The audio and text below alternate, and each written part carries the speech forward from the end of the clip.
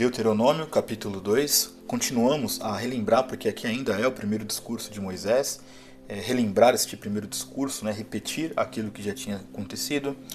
Só que este capítulo ele vai ter as suas duas divisões. A primeira ele fala da jornada de Cádiz até Zered, e é muito recomendado que você leia toda essa história, por quê? Porque ainda que você tenha um pouco fresca na sua cabeça toda a história que você viu, quer seja no livro de Números, Levítico, etc., toda vez que a narrativa ela é repetida, ela às vezes vem com algum acréscimo de detalhes, coisas que passaram talvez despercebidas na primeira leitura.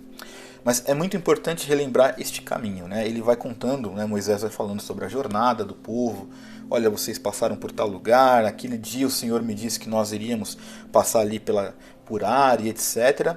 E a partir do versículo 26 também é relembrado a vitória sobre Seom, que era o rei de Hesbom. E relembrar essas vitórias, na verdade, não se trata de trazer algum tipo de orgulho para dentro do povo, porque não era essa a questão. Quando você faz uma leitura de acordo com todo o contexto aqui que está sendo dito, você vai ver que Moisés ele diz o seguinte: nós vencemos aqui porque aquele dia o Senhor entregou este inimigo nas nossas mãos. E quando você vai olhando por dentro desses versículos e você vai relendo até uma história que pode ser que seja até recente e fresca na sua memória, você consegue ver e lembrar o quanto Deus foi fiel com este povo ao longo de toda a história. E isso, como eu sempre digo aqui nas nossas reflexões, faz todo sentido. Quando nós olhamos para a história da nossa caminhada de vida, eu sei que todos nós enfrentamos problemas, dificuldades, porque isso é inerente ao ser humano. Nenhum de nós aqui, pelo fato de crermos em Deus, estamos isentos de problemas. Eu acho que isso é um ponto bem claro a partir de todas as reflexões que já fizemos.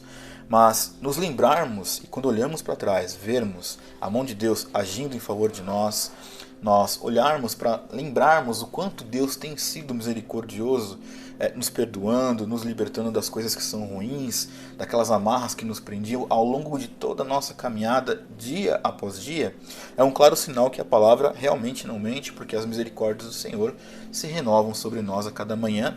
E quando eu olho para toda a história de Israel, quando eu vejo aqui passa um filme na cabeça, Você relendo toda a jornada do povo, todo aquele sofrimento, tudo aquilo que já falamos aí em diversas outras reflexões, e você vai avançando e você começa a relembrar de tudo aquilo que Israel passou, e isso a partir de uma leitura que nós estamos fazendo do texto. Você imagina aquele povo que vivenciou tudo isso, e estava ali sendo de novo relembrado de tudo aquilo que haviam experimentado com a caminhada com Deus, e se lembrando também dessas vitórias, mas não para atrair um mérito para si, mas quando nós olhamos para trás com o olhar verdadeiramente cristão que temos que ter na nossa caminhada, nós enxergamos tudo isso. Senhor, a Tua graça me susteve, a Tua graça me manteve ao longo de toda a história da minha vida, ainda quando eu não te conhecia.